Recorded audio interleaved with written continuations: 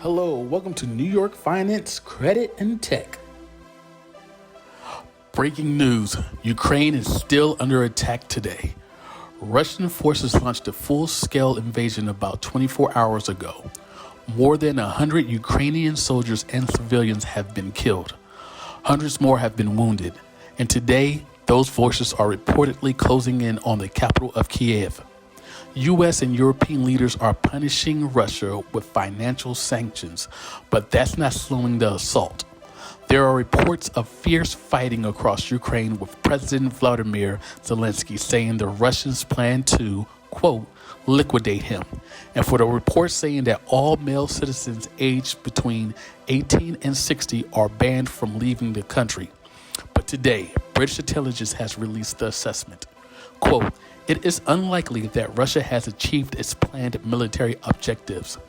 As Russia's full-scale military attack on Ukraine continues today, the president of Ukraine is reporting that at least 137 soldiers and civilians have been killed and hundreds of others have been wounded. The United Nations says at least 100,000 people have fled the capital of Kyiv.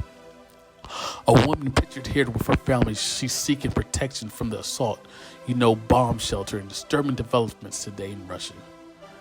Forces have seized the shuttered Chernobyl complex. The White House said they are, quote, credible reports that the staff working at the site of the world's worst nuclear disaster have been taken hostage by Russian troops.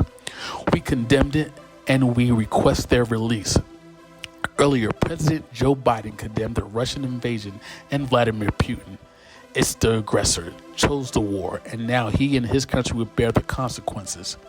The United States has imposed crippling sanctions on Russia that cut the access of Russia's largest banks and companies from financial markets, restrict exports of technology to Russia, and freeze trillions of dollars in Russian assets, including those of Russia's elite wealthy families.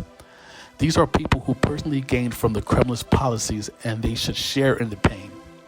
The president said the U.S. would not deploy the military to engage Russians in Ukraine, but he ordered 7,000 troops to Europe to reassure NATO allies that the U.S. would fight if the Russians advanced into NATO territory.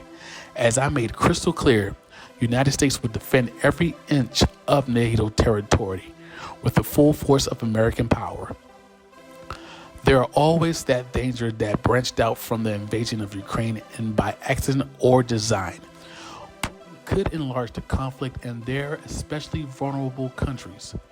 Senator Dick Durbin returned to Chicago today after visiting Illinois soldiers at a NATO base in Lithuania, thinking of folks with so many friends in Poland and playing in Latvia. In the area, there are definitely worries about their families, and Durbin says he fully supports the president's strategy of sanctions and of keeping the U.S. out of the ground war in Ukraine. Vice President Kamala Harris said Putin is to blame. We know and believe that this is a war of choice, and Putin defended the invasion, saying he was protecting Russia. He threatened any entity that would stand in his way with consequences that the world has never seen, which was interpreted by many as a veiled nuclear threat. America stands up to bullies. We stand up for freedom.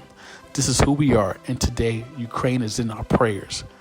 Please subscribe to the channel, like, share, subscribe. We'll keep you updated on the further news every day until this madness is over. Thank you and have a blessed day.